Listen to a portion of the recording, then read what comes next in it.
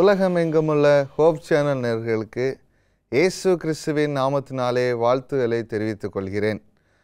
அன்றாட வாழ்க்கையும் ஆதி புஸ்தகமும் என்கின்ற நிகழ்ச்சியின் வாயிலாக உங்களை சந்திப்பதில் மிகுந்த மகிழ்ச்சி அடைகிறேன்.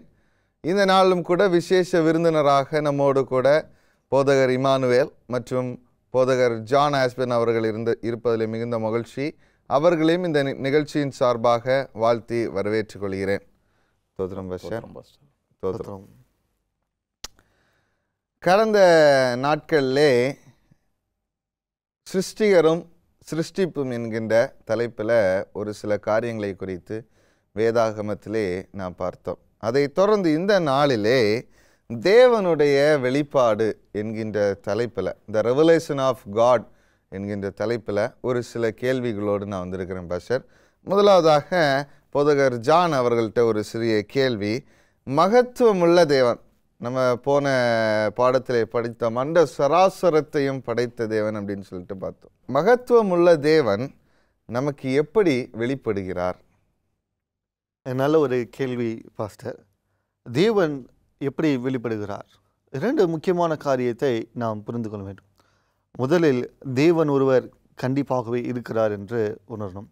இரண்டாவது, தேவன் அநேகருக்கு, அவரை நம்புகிறவர்களுக்கு அநேக முறை அவர் தம்மை வெளிப்படுத்துகிறார் என்பதும் உண்மை. வேதாகமம் நமக்கு சொல்லுகிறது, 1 சாமுவேல் புத்தகத்திலே நாம் வாசிக்கும் பொழுது 3ஆம் அதிகாரம் 21ஆம் வசனம் நான் வாசிக்கிறேன்.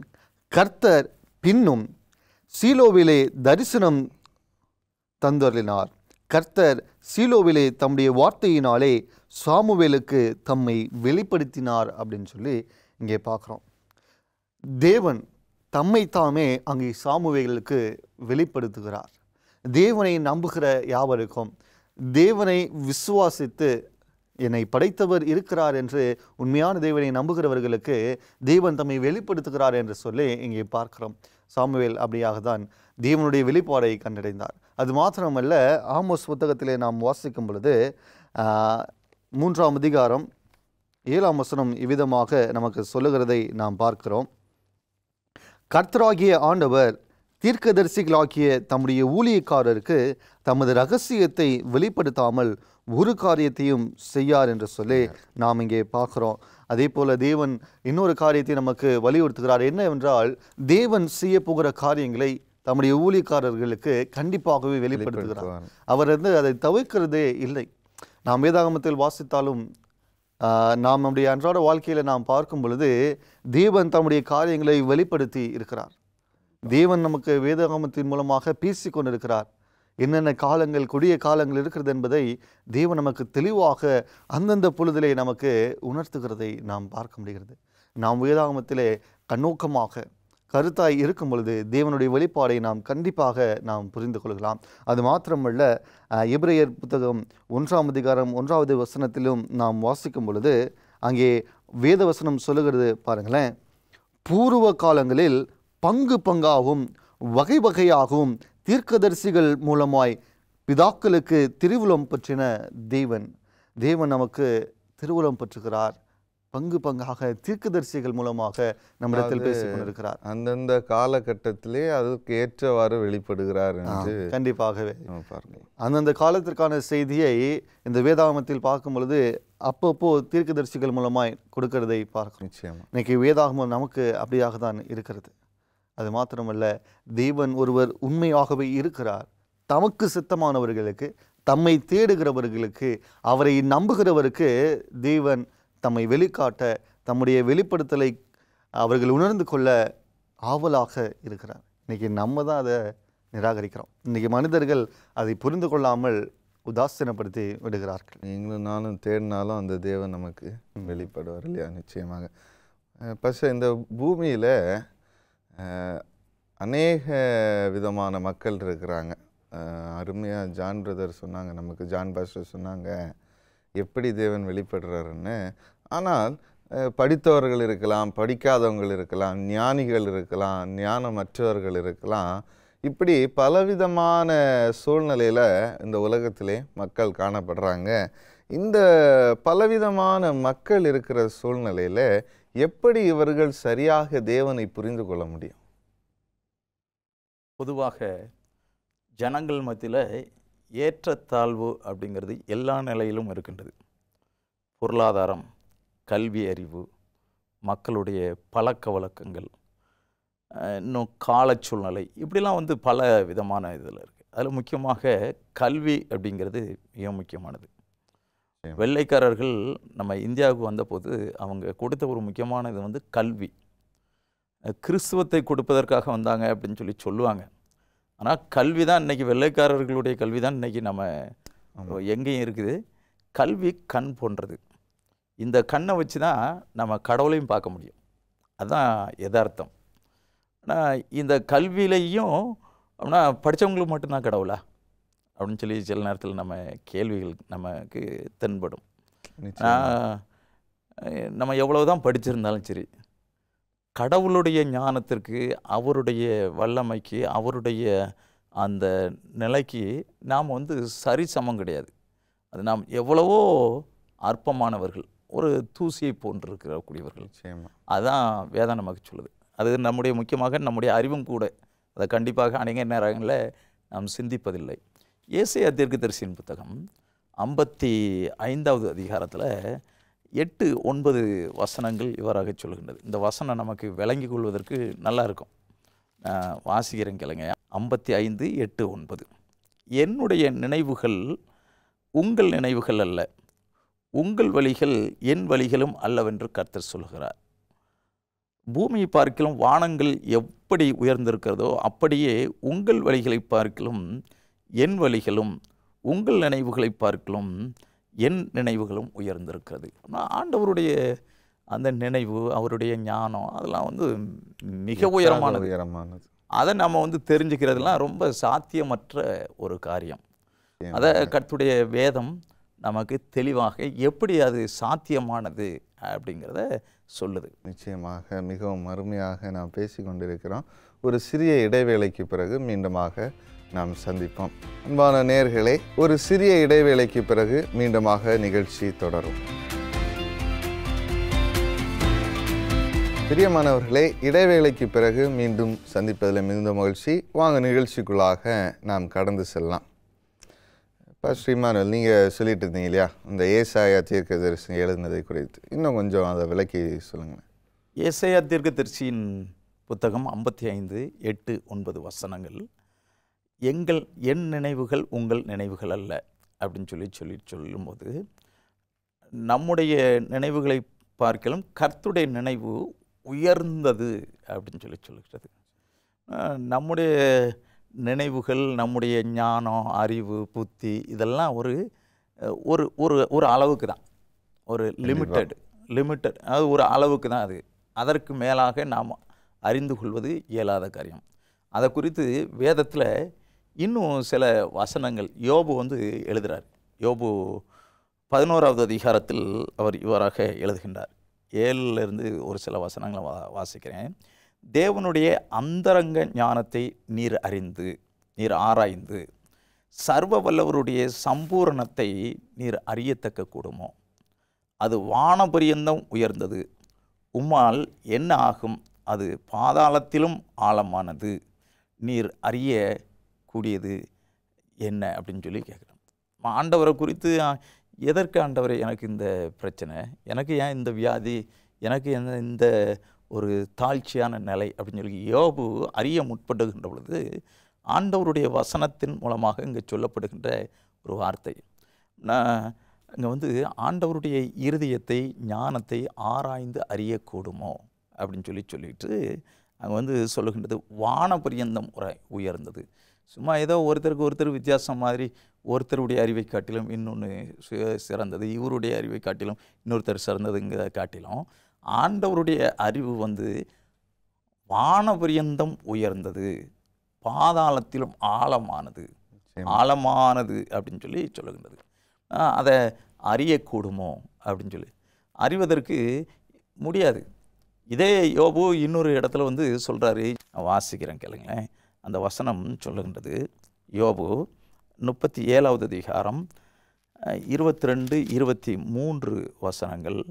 ஆகாய மண்டலத்திலே பிரகாசிக்கிற சூரியன் முதலாய் ஒருவரும் நோக்கி பார்க்கக்கூடாது, ஆண்டவர் உண்டாக்குன சூரியனையே நம்மளால் பார்க்க முடியாது. நிச்சயமா எவ்வளோ நேரம் பார்க்க முடியும் சொல்லுங்க? சரியா? இது ஒரு 2 செகண்ட் பார்த்தாலே ஆனால் அதை உண்டாக்குனவர் எவ்வளோ பெரியவர். ஆமாம், நிச்சயம். தேவனிடத்திலோ பயங்கரமான மகத்துவம் உண்டு. சர்வ வல்லவருடைய சர்வ வல்லவரை நாம் கண்டுபிடிக்கக்கூடாது. அவர் வல்லமையிலும் நியாயத்திலும் பெருத்தவர். அவர் மகா நீதிபரர். அவர் ஒடுக்க மாட்டார். அவர் மகா நீதிபரர், ஞானத்திலும் சரி எல்லாத்துலேயும். அவ்வளோ உயரமான மனுஷன் வந்து கண்டுபிடிப்பது ரொம்ப அவனுடைய அற்ப அறிவுக்கு கூடாத காரியம். ஆனால் ஒரே ஒரு காரியத்தை தெளிவாக தெரிஞ்சுக்கணும். ஆண்டவர் நமக்கு அவர் வெளிப்படுறார். அவராக வந்து நமக்கு வெளிப்படுகின்றார். யார் தன்னை விட்டு பாவத்தினால தூரமாக வழி விலகி போனாலும் சரி, ஆதாமை தேடி வந்த தேவன். சரியா? ஆதாமை நீ எங்கே இருக்கிறாய் என்பது போல் இந்த உலகத்தில் நாம் யாராக இருந்தாலும் சரி, பாவத்தினால் வழி விலகி போனாலும் சரி, கல்வியில் நாம் உயர்ந்து தாழ்ந்தவர்களாக இருந்தாலும் சரி, எந்த விதத்திலும் தேவன் தேடி வருகின்ற தேவன் அப்படிங்கிறத நாம் வேதத்தில் அநேக சான்றுகள் மூலமாக நாம் தெரிந்து கொள்ள முடியும். பாஸ்டர் சொன்ன கருத்தில் கூட இன்னொரு காரியத்தை நான் சேர்க்க வேண்டும் என்று சொல்லி ஆசைப்படுகிறேன். எபிரேயர் புத்தகத்தில் நாம் வாசிக்கும் பொழுது 5ஆம் அதிகாரத்தில் 11ஆம் வசனத்தை வாசிக்கும் பொழுது அதில் வருகிற வார்த்தையை பாருங்கள். நீங்கள் கேள்வியில் மந்தமுள்ளவர்களானபடியால் அதை விளங்க பண்ணுகிறது அரிதாயிருக்கும். நம்முடைய தேவனுடைய ஞானத்தை பற்றி, அவருடைய வல்லமை குறித்து அழகாக பாஸ்டர் சொன்னார். நம்முடைய ஞானத்தை நாம் புரிந்து கொள்கிறதுக்கு ஒரு காரியம் என்ன அப்படின்னா, நம்முடைய இருதயத்தின் ஞானம் தேவன் அளவுக்கு உயர்ந்தது கிடையாது. நாம் புரிந்து கொள்வதற்கு நம்முடைய இருதயம் அந்த அளவுக்கு ஞானம் இல்லை அப்படிங்கிறத புரிந்து கொள்கிறோம். இன்னொரு காரியம் என்ன அப்படின்னா, உபாகம புத்தகத்தில் 29ஆம் அதிகாரம் 29வது வசனத்தில் ஆண்டவர் சொல்றாரு, மறைவானவைகள் எல்லாம் எனக்குரியவைகள், உங்களுக்கு எது வெளிப்படுத்தப்பட்டிருக்கிறதோ அதை நீங்கள் நன்றாய் புரிந்து கொள்ளலாம். ஆண்டவர் நமக்கு வந்து ஞானத்தை கொடுத்திருக்கிறார், நமக்கு தேவையானதை வெளிப்படுத்தியும் இருக்கிறார். அதை நாம் புரிந்து கொள்ளுகிறதில்லை. ஆனால் முழுமையாக தேவனை புரிந்து கொள்ள வேண்டும் என்று சொன்னால் அதற்கு நம்முடைய ஞானம் போதாத ஒரு காரியமாக இருக்கிறது. நீதிமொழிகளில் கூட சொல்லும்போது அந்த ஞானத்துக்கு துவக்கமே தேவனுக்கு பயப்படுதல்னு பார்க்குறோம். கர்த்தருக்கு பயப்படுதலே ஞானத்தின் ஆரம்பம் என்றும் அங்கே நீதிமொழிகளில் நம்ம பார்க்குறோம். வேதம் நமக்கு அருமையாக சொல்லுது. என்ன அப்படின்னா, தேவனுக்கு பயப்படுதல் ஞானத்தின் ஆரம்பம். ஆனால் மனுஷனால் தேவனுடைய ஞானத்தை எட்ட முடியாது. பாஸ்டர் அருமையாக ஒரு கருத்து சொன்னீங்க. அவர் படைத்த சூரியனையே பார்க்க முடியாது, அவரை எப்படி பார்ப்போன்னு. அது அவரே மோசேட்ட சொல்லும்போது கூட சொல்கிறாரு. என்ன சொல்கிறார் அப்படின்னா, நீ என்னை பார்க்க முடியாது, என்னுடைய மகிமை கடந்து போகும், வேணா அதை பார்க்கலாம். தேவனை பார்த்த மனுஷன் உயிரோடு இருக்க முடியாதுன்னு இதான் சொல்லுது. இன்னொரு காரியத்தையும் நான் அதில் குறிப்பிட ஆசைப்படுகிறேன். தேவன் நாம் அவரை புரிந்து கொள்வதற்கு எவ்வளவு தேவையோ அதை போதுமான அளவுக்கு நமக்கு வெளிப்படுத்தியிருக்கிறார் என்பதை நாம் புரிந்து கொள்ளணும். அவரை முழுமையாக புரிந்து கொள்ள முடியாவிட்டாலும் நம்மை முழுமையாக நம்ப வைக்கிறதற்கு நமக்கு தேவையான அளவுக்கு பரிபூர்ணமான வெளிப்படுத்தலை தேவன் நமக்கு கொடுத்திருக்கிறார்.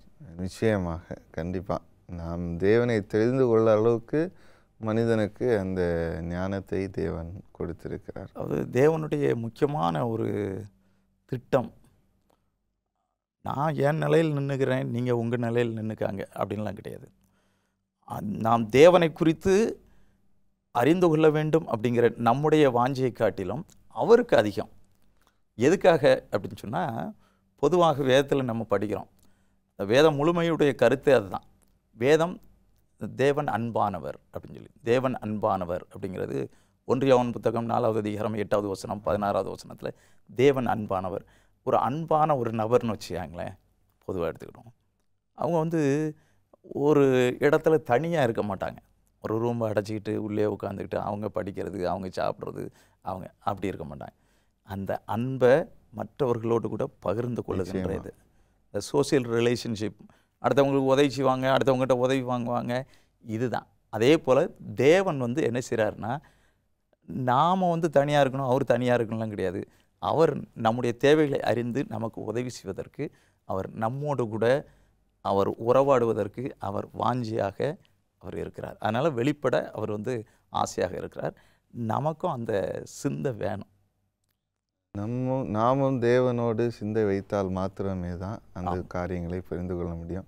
அருமையாக சுவாரஸ்யமான விஷயங்களை நாம் படித்து வருகின்றோம். தொடர்ந்து ஒரு சிறிய இடைவேளைக்கு பிறகு தொடர்ந்து நாம் படிப்போம். பிரியமானவர்களே, ஒரு சிறிய இடைவேளைக்கு பிறகு மீண்டுமாக நிகழ்ச்சி தொடரும். பிரியமானவர்களே, இடைவேளைக்கு பிறகு மீண்டும் சந்திப்பதில் மிகுந்த மகிழ்ச்சி. வாங்க நிகழ்ச்சிக்குள்ளாக கடந்து போகலாம். அருமையாக நாம் வேதத்திலிருந்து சில காரியங்களை கற்றுக்கொண்டு வருகிறோம் இல்லையா? அதை தொடர்ந்து வேதாகமத்தில் தேவன் எப்படியெல்லாம் வெளிப்பட்டிருக்கிறார்? வேதம் முழுமைக்கும் பார்க்கின்ற பொழுது தேவன் எல்லா காலங்களிலும் அவர் வெளிப்படுகின்றார்.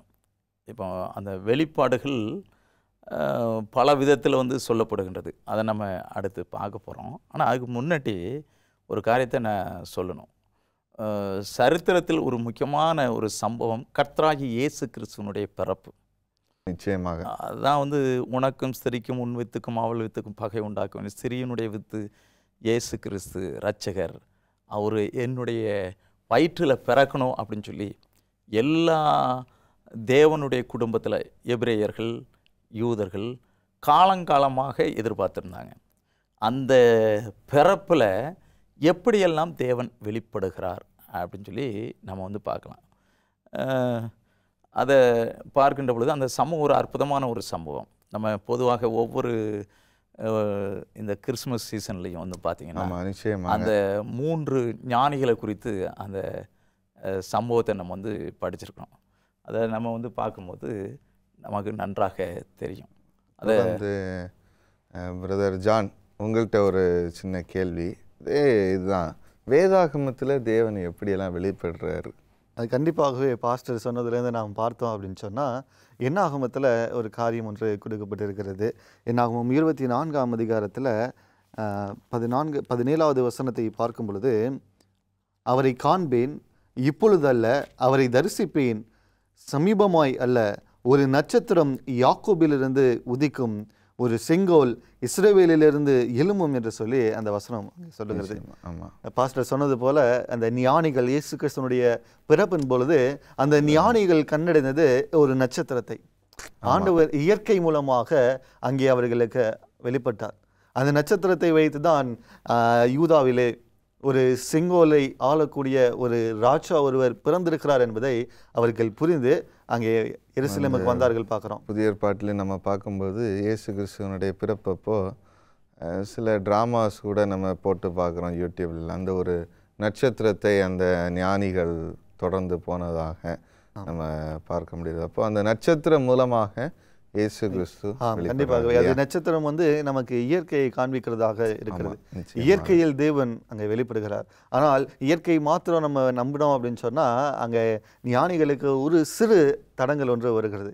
அவர்கள் யோசித்தது என்னவென்றால், நட்சத்திரம் வழிகாட்டியது, ராஜவம்சத்தில் பிறப்பார் என்று சொல்லி அவர்கள் நேராக ஏரோதுவிடம் சென்று விட்டார்கள் என்று சொல்லி அங்கே பார்க்குறோம். அங்கே ஏரோதுக்கு ஒரு கலக்கம்.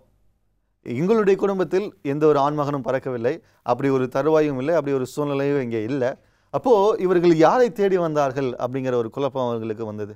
அப்போது அந்த ஏரோது வேத வல்லுநர்களையும் வேத பாரகரை அழைத்து ஞானிகளின் மூலமாக அவர் தெரிந்து கொள்ளுகிறது என்னவென்றால், மீகா 5ஆம் அதிகாரம் 2ஆம் வசனம் சொல்லுகிறது இல்லையா? நான் வாசிக்கிறேன் பாருங்களேன். மீகா 5ஆம் அதிகாரம் 2வது வசனம். எப்ராத்தா என்னப்பட்ட பெத்லகேமே, நீ யூதாவில் உள்ள ஆயிரங்களுக்குள்ளே சிறியதாய் இருந்தும் இஸ்ரவேலை ஆளப்போகிறவர் உன்னிடத்திலிருந்து புறப்பட்டு என்னிடத்தில் வருவார், அவருடைய புறப்படுதல் அநாதி நாட்களாய் பூர்வத்தினுடையது அப்படின்னு சொல்லி அங்கே வேதவசனம் சொல்லுகிறது. அப்போது எப்ராத்தா என்னப்பட்ட அந்த பெத்லகேமிலே, தாவீதின் ஊராகிய அந்த பெத்லகேமில் தான் ஆண்டவர் பிறப்பார், இரட்சகர் பிறப்பார் என்று சொல்லி இந்த வசனம் சொல்லுகிறதை அந்த ஞானிகள் அறிந்து கொண்டு பிற்பாடு அவர்கள் எப்ராத்தா என்னும் அழைக்கப்பட்ட அந்த பெத்லகேமுக்கு வந்தார்கள் அப்படின்னு சொல்லி அங்கே நாம் பார்க்கிறோம். அப்போது ஆண்டவர் இரண்டாவதாக எதில் நமக்கு வெளிப்படுகிறார் அப்படின்னு சொன்னால், தேவனுடைய வார்த்தை மூலமாக, வேதாகமம் மூலமாக நமக்கு வெளிப்படுகிறார். நம்ம இயற்கையை பார்த்தாலும் சரி, வேதாகமத்தை ஆராய்ந்து பார்த்தாலும் சரி, தேவனுடைய வெளிப்பாடுகள் நமக்கு நிறைய இருக்கிறது என்பதை புரிந்து கொள்கிறோம். இன்னைக்கும் இந்த காலகட்டத்திலையும் இயற்கை மூலமாக தேவன் மனுஷனோட நிச்சயமா பேசுவார் இல்லையா? ஆமாம். நிச்சயம். அதாவது பாஸ்டர் அழகா சொன்னாங்க, கர்த்தராகி இயேசு கிறிஸ்துவனுடைய அந்த பிறப்பில் எப்படி வந்து அந்த நட்சத்திரம் வந்து சங்கீதம் 19:1 வந்து சொல்லுது, வானங்கள் அவருடைய மகிமையை வெளிப்படுத்துகின்றது. அந்த நட்சத்திரம் வந்து அதே போல் உண்டாக்கப்பட்டிருக்கவையினால் எல்லாமே வந்து நமக்கு வெளியாக்கப்பட்டிருக்கிறது. போக்கு சொல்ல ஒன்றும் இடமில்லை. அது ஒரு அருமையான ஒரு வெளிப்பாடு. இன்றைக்கும் ஆண்டவருடைய அந்த சிருஷ்டிப்பு வல்லமையை வந்து இயற்கையில் பார்க்கலாம். இன்றைக்கும் விஞ்ஞானம் எவ்வளோதான் முன்னேறினாலும் சரி, ஒரு இயற்கையான ஒரு காரியத்தை, ஒரு விதையோ இல்லை ஒரு செடியோ உண்டாக்க முடியுதா? ஒரு உயிரை உண்டாக்க முடியுமா? முடியாது. ஆனால் வேறு எதெல்லாமோ கண்டுபிடிக்கலாம், ஆனால் முடியாது. ஆனால் இந்த தேவனுடைய சிருஷ்டிப்பின் மூலமாக தேவன் நமக்கு வெளிப்படுகின்றார். ரெண்டாவது வேதத்தின் மூலமாக. நம்ம எல்லாருமே வேதம் வச்சிருக்கிறோம். வேதம் அவருடைய வார்த்தையை, அவருடைய சித்தத்தை எல்லாத்தையும் வெளிப்படுத்துது. மூணாவதாக வேதத்தில் இதே காரியத்தில் வந்து படிக்கின்ற பொழுது கிறிஸ்துவனுடைய பிறப்பில் வந்து பார்த்திங்கன்னா ஆண்டவர் இன்னும் அதிகமாக வெளிப்படுறார். நான் இந்த மத்தேயு 2வது அதிகாரத்தில் 12-13 வசனங்களை வாசிக்கிறேங்களுங்களேன். அங்கே வந்து நல்லா தெளிவாக இருக்குது. ஒரு வார்த்தை பொதுவாக காணப்படும். என்ன அப்படின்னு சொன்னால், பின்பு அவர்கள் ஏரோதின் இடத்திற்கு திரும்பி போக வேண்டாம் என்று சொப்பனத்திலே தேவனால் எச்சரிக்கப்பட்டு வேறு வழியாய் தங்கள் தேசத்திற்கு திரும்பி போனார்கள் அப்படின்னு சொல்லி. இந்த 3 ஞானிகள் ஏரோது தந்திரமாக கேட்குறான், நீ போய் எந்த இடம்னு பார்த்து என்கிட்ட வந்து சொல்லியிருப்பா. ஏன் அப்படின்னு சொன்னால், அந்த குழந்தைய கொண்டுனோம், இல்லை நம்ம அரசாட்சி நம்ம குடும்பத்தை விட்டு போயிடும் அப்படின்னது. அந்த ஆபத்தை தேவன் எச்சரிப்பு கொடுக்குறாரு. எப்படி அப்படின்னு சொன்னால், சொப்பனத்திலே அப்படின்னு சொல்லி. அந்த குழந்தைக்குடைய தகப்பன் இருக்கான் பார்த்தீங்களா, அந்த 13வது வசனத்தில் சொல்லுது, அவர்கள் போன பின்பு கர்த்தருடைய தூதன் சொப்பனத்திலே யோசேப்புக்கு காணப்பட்டு. அப்படின்னா சொப்பனத்தில் யோசேப்புக்கும் எச்சரிப்பு கொடுக்குறாரு. அருமையாக நாம் படித்து கொண்டிருக்கிறோம். தொடர்ந்து இன்னொரு நன்னாளிலே நாம் அநேக காரியங்களை குறித்து படிப்போம். இந்த காரியங்களை நீங்கள் பகிர்ந்து கொண்டிருக்க உங்களுக்கு நன்றியை தெரிவித்துக் கொள்கிறேன். ஒரு சிறிய ஜெபத்தோடு கூட நாம் இந்த நிகழ்ச்சிக்கு முடிவுக்காக வருவோம். எங்களை நேசிக்கிற எங்கள் அன்பின் தகப்பனே, அநேக காரியங்களை குறித்து வேதத்திலிருந்து நாங்கள் கற்றுக்கொண்டோம். தகப்பனே, இன்னும் அநேக காரியங்களை நாங்கள் கற்றுக்கொள்வதற்கு தேவன் கிருபையாக இருங்க. நாங்கள் படித்தவைகளை எங்களுடைய மனதிலே ஆழமாக பதிக்க தேவன் கிருபை தாங்க. இயேசு கிறிஸ்துவ மூலம் ஜெபிக்கிறோம், ஜெபிக்கிறோம் நல்ல பிதாவே, ஆமென். பிரியமானவர்களே, அநேக காரியங்களை நாம் இன்று கற்றுக்கொண்டோம். தொடர்ந்து எங்களோடு இணைந்திருங்கள். இன்னும் அநேக காரியங்களை நாம் கற்றுக்கொள்வோம். தேவன் உங்கள் அனைவரையும் ஆசீர்வதிப்பாராக. ஆமென்.